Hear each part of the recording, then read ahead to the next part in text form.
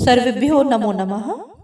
विद्यार्थियों, आज मैं आप सभी को माह जनवरी का जो 5th असाइनमेंट छत्तीसगढ़ माध्यमिक शिक्षा मंडल रायपुर से जारी किया गया है उसका आज मैं हल आप सभी को समझाने वाली हूँ। देखिए, निर्देश में क्या दिया गया है। दिए गए अभ्यास प्रश्नों को निर्देशानुसार हल कीजिए। जो भी निर्देश हैं वैसा हमको हल करना है। चलिए आते हैं प्रश्न पहला में। प्रश्न पहला है, यात्रा मंगलम प्रति पाठस्य सारांश शत शब्देषु हिंदी भाषया लिखत। हिंदी भाषा में लिखना है और शत शब्देषु का मतलब होता है 100 शब्दों में। यानी यात्रा मंगलम प्रति को हम लोग जो समझे हैं उसको 100 शब्दों में हिंदी भाषा में वर्णन करें। तो चलिए इसको प्रारंभ करते हैं। आप सभी को पाठ पढ़ाया जा चुका है और इस पाठ में क्या बताया गया है कि भारतवर्ष ने जब मंगल पर यान भेजा तो किस प्रकार की परिस्थितियां उत्पन्न हुई थी और कैसे भारत ने इस पर सफलता अर्जित की। यही इस पाठ का सार है। इसको हम प्रस्तुत कैसे करेंगे, तो चलिए उत्तर में आप क्या लिखेंगे उसको सुन लीजिए। 5 नवंबर 2013 ईस्वी को बुधवार को सभी जगह पर मंगल ध्वनि भारत में व्याप्त थी, क्योंकि इस दिन मंगलयान को भेजना था। भारतवर्ष ने बहुत सी तैयारियां इसके लिए की थी और इसके सफलता जो है एशिया महाद्वीप की भी प्रतिष्ठा विश्व पटल पर इस पर स्थापित करना था। इसके पूर्व कई प्रकार के प्रयास किए गए थे, लेकिन बहुत लोगों ने 51 प्रयास होने पर 21 प्रयास ही सफल हुए थे, जबकि भारतवर्ष का यह पहला प्रयास था और भारतवर्ष ने पहले प्रयास में ही इसमें सफलता हासिल कर ली। इस मिशन का नाम था मॉम अर्थात मार्स ऑर्बिटर मिशन। भारत के इस कार्यक्रम पर 450 करोड़ रुपए लगाए गए, जो दूसरे देशों की अपेक्षा बहुत कम धन था। PSLV C-25 प्रक्षेपक यान के द्वारा इसे छोड़ा गया और इसकी गति को 7 नियंत्रित किया गया था, 7 उसे परिवर्तित किया गया था, तब जाकर यह कार्यक्रम सफल हुआ। निश्चित रूप से हमारा मंगलयान का जो कार्यक्रम था वह संपूर्ण अंतरिक्ष खोज का शोध कार्यक्रम का एक आदर्श है। इसकी सफलता अंतरिक्ष में भारत के प्रभाव को उत्कर्ष को प्राप्त करेगा। चलिए बढ़ते हैं प्रश्न क्रमांक 2 की ओर। प्रश्न क्रमांक 2 में क्या है, निर्देशानुसार आप उत्तरत, जैसा निर्देश है वैसा उत्तर दीजिए। पहला है पितृभ्यः स्वधा। स्वधा योगे का विभक्ति भवति। स्वधा में कौन सी विभक्ति होती है यह पूछा गया है। तो उत्तर हमारा होगा पितृभ्यः स्वधा, स्वधा योगे चतुर्थी विभक्ति भवति। ठीक है, पितृभ्यः स्वधा मतलब का के स्थान पे आपको लिख देना है चतुर्थी और प्रश्नवाचक चिन्ह को हटा देना है। दूसरा बहिः, बहिः योगे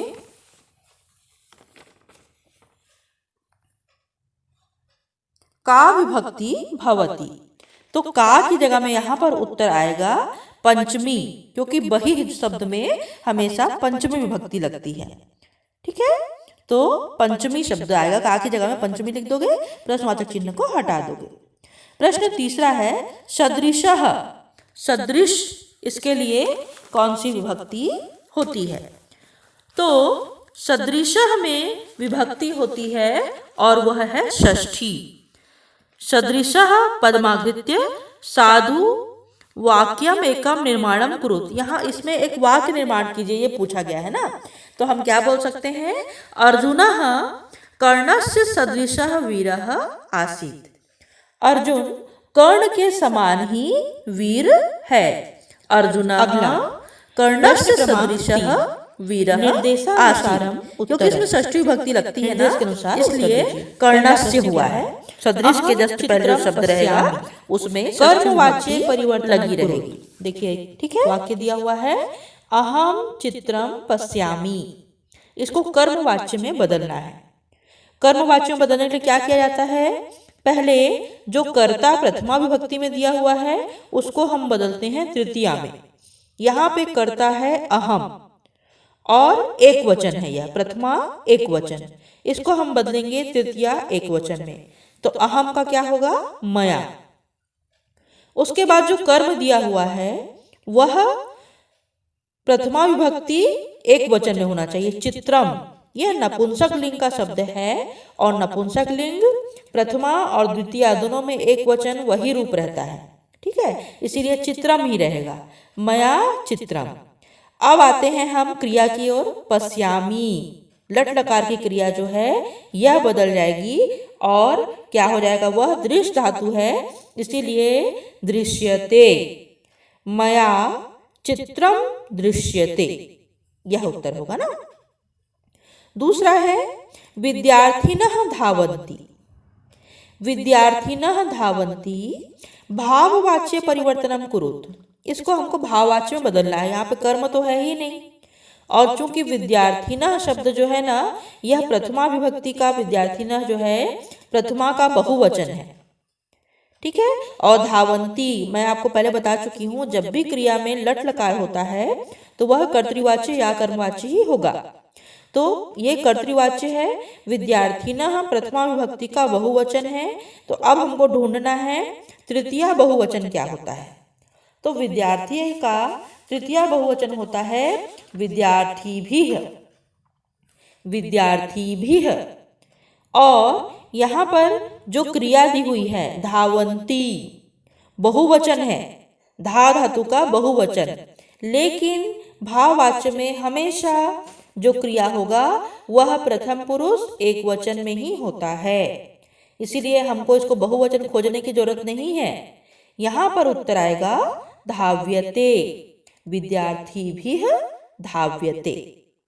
ओके, चलिए तीसरा प्रश्न है कर्मवाच्य क्रियायाः संबंधः केन सह भवति, कर्मवाच्य में क्रिया का संबंध कैसा होता है, तो आप लोग को बताया जा चुका है कि कर्मवाच्य में क्रिया जो है वह क्रिया का पुरुष और वचन तथा लिंग विभक्ति कर्म के पुरुष और वचन तथा लिंग विभक्ति के अनुसार होता है। कर्मवाच्य में कर्म के पुरुष, वचन, लिंग और विभक्ति के अनुसार होगा, ठीक है। अगला प्रश्न क्रमांक 4, रेखांकित पदाधारितम वाक्यम शुद्धम कृत्वा लिखत, जो रेखांकित पद हैं उनको हमको शुद्ध करना है, वे शुद्ध लिखे हुए हैं। पहला, बालिका सुंदर अस्ति, बालिका के साथ में सुंदर शब्द नपुंसक लिंग का है, तो क्या आएगा सुंदरम, बालिका सुंदरम अस्ति। दूसरा, सरस्वती नमः, गलत है ये, जब भी सरस्वती को नमः होगा या देवी को नमः होता है तो होता है सरस्वत्वै, सरस्वत्वै कैसे होगा, स र फिर आधा स व और त्यै, सरस्वत्यै नमः। ते अशोकस्य पुत्राणि सन्ति, तीसरा जो है पुत्राणि, पुत्र जो है वो पुत्राणी शब्द जो है नपुंसक का नपुंसक लिंग का बहुवचन है, जबकि पुत्र जो हैं वे पुल्लिंग बहुवचन पुल्लिंग के होते हैं, तो पुल्लिंग का बहुवचन हमारे लिए क्या होगा, बालकः बालको बालकाः, इसीलिए क्या आएगा पुत्रः पुत्रो पुत्रा, ते अशोकस्य पुत्राः सन्ति, पुत्राणी की जगह शब्द आएगा पुत्रा। अग्रे प्रश्न क्रमांक 5, मंजूषा या प्रदत्त शब्देषु उपसर्गान चित्वा लिखत, मतलब मंजूषा में जो शब्द उपसर्ग शब्द हैं उनको छांट कर, चित्वा माने होता है छांटना, छांट कर लिखिए। प्रत्येक शब्द को हम लोग पढ़ेंगे और छांटेंगे कि वो उपसर्ग है कि नहीं। पहला अस है, यह उपसर्ग नहीं है। निज, ये भी नहीं है। दुर है, पति नहीं है। पर नहीं है। अब जो है ना वो है। आ ये भी है। दा नहीं है। चल नहीं है। उत है। अभितः नहीं है। और अभी है। कुल मिला के कौन कौन सा उपसर्ग हुआ? दुर,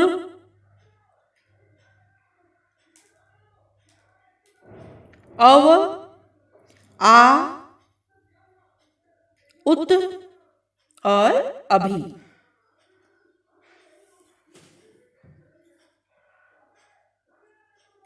ठीक है, इतना उपसर्ग है। इसी का ख है कि उपसर्ग धातुम योजिता पद निर्माणम कुरु। उपसर्ग और धातु को जोड़कर पद का निर्माण करो। तो पहला है प्रह, प्रह हो जाएगा। दूसरा बनेगा निर्गम, नी और ग में आरेफ हो जाएगा। ठीक है, निर्गम बनेगा। तीसरा नंबर वित्र, तीसरा जो है वह वित्र होगा। और चौथा अनुभूय, अनुभूय शब्द बन जाएगा। भू धातु जो है भव से होता है या भूय से होता है। ठीक है, अनुभव, अनुभव शब्द बनेगा इसका। ठीक है, चलिए बढ़ते हैं प्रश्न क्रमांक 6 में। अपठित गद्यांश पठित्वा यथा निर्देशम उत्तरत्। अपठित गद्यांश को पढ़कर निर्देश के अनुसार उत्तर लिखना है। मानव जीवने श्रमस्य अपार महिमा विद्यते। मनुष्य के जीवन में श्रम की बहुत महिमा है। कथितमेव, कथितम इव कहा गया है। उद्यमेन ही सिद्ध्यन्ति कार्याणि न मनोरथैः। परिश्रम करने से भी कोई भी कार्य सिद्ध होते हैं, मनोरथ करने से नहीं। अयम उद्यमः एव सुचिंतितः श्रमः। और यह उद्यम ही श्रम है। अमुम बिना किमपि कार्यम न सिद्ध्यन्ति। इसके बिना कोई भी कार्य नहीं हो सकता है। परिश्रमिणो जनाः स्वकीये जीवने सर्वाणि सुखानि लभन्ते। परिश्रमी व्यक्ति अपने जीवन में सभी सुख को लाभ प्राप्त करते हैं। किम बहुना, क्या बिना, श्रमम बिना सर्वम अन्नम पानम च दुर्लभो स्याताम। बिना श्रम के अन्न पान सभी कुछ दुर्लभ होते हैं। अतः श्रमस्य महत्वम सर्वम विदितम वर्तते। इसीलिए श्रम का महत्व सभी लोग जानते हैं। प्रश्न क्या क्या है देखिए। पहला प्रश्न है प्रस्तुत गद्यांशस्य समुचितम शीर्षकम लिखत। प्रस्तुत गद्यांश का उचित शीर्षक लिखिए। अब देखिए, उचित शीर्षक छांटने के लिए ना वह शब्द होता है जो बार बार इसमें आया है, और अर्थ समझने के बाद हम समझ सकते हैं कि इसका उचित शीर्षक क्या होगा। श्रमस्य महत्वम, यह इसका शीर्षक होगा। केन बिना कार्यम न सिद्ध्यन्ति। श्रमेण, इसका उत्तर आएगा श्रमेण बिना कार्यम न सिद्ध्यन्ति। श्रम के बिना कार्य सिद्ध नहीं होते हैं। और अगला और अंतिम प्रश्न है गद्यांशे प्रयुक्त सुक्तिम लिखित्वा हिंदी भाषाया अर्थ लिखत। इसमें जो सुक्ति है उसको छांटना है और खोजकर उसका हिंदी भाषा में अनुवाद करना है। इसमें सुक्ति है उद्यमेन ही सिद्ध्यन्ति कार्याणि न मनोरथ है। इसका हिंदी अर्थ होता है कि परिश्रम करने से ही कोई भी कार्य सिद्ध होते हैं, मनोरथ या मनोकामना करने से नहीं।